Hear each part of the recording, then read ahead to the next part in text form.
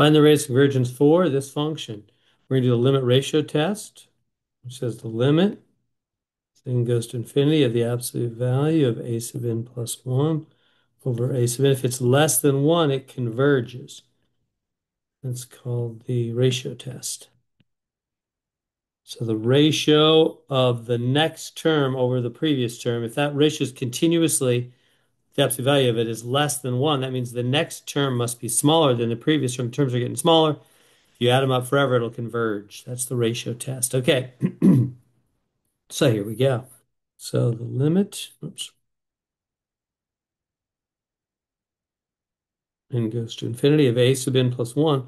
So that'd be n plus 1 cubed x to the n plus 1 over 9 to the n plus 1.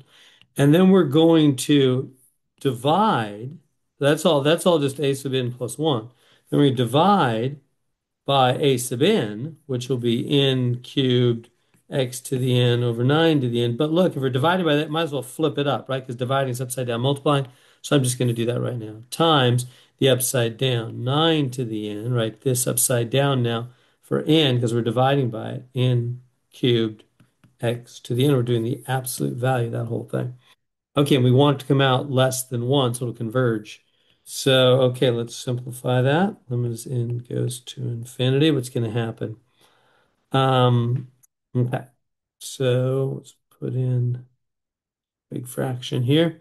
And this on the bottom, this piece is 9 to the n times 9 to the 1. We have 9 to the n on top. Well, here, let's just keep things ordered as they are. So that's just my, and this term is x to the n, x to the 1. So did him right there. And then into the n cubed x to the n, absolute value. I want that less than 1.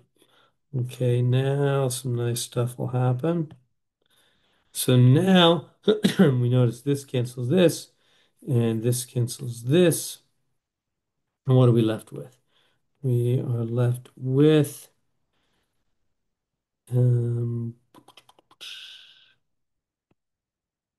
let's do it like this. X over 9 times n plus 1 over n cubed, absolute value, want it less than 1. So you see what I did there? Specifically, I put that n plus 1 over, since they're both cubed, I could put it as a fraction cubed, right? Now, why is that so valuable? Well, because what happens when you go to infinity with this term? Remember, all that matters is highest power on the top and highest power on the bottom. So it's just going to be infinity to the first over infinity to the first. That little plus 1 doesn't matter at all. So that'll cancel out. That'll be 1. Now, if that was a higher power on the top, that was in, let me go back here. If that was n squared over into the first, that would matter. But look, it's just n over n cubed. The plus 1 doesn't do anything. Remember, when we go to infinity, we're going to infinity. N's going to infinity. It's just n over n, which is just 1 cubed. It's just 1. So then this just becomes absolute value of x over 9 less than 1.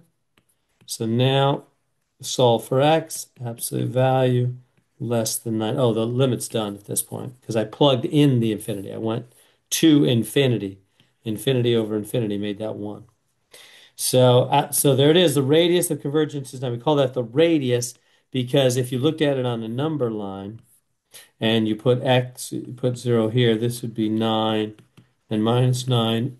Excuse me. X could be anywhere between minus 9 and 9. That's called the radius, right? Radius is from the middle to the edge is 9 either way. It's the radius of convergence 9.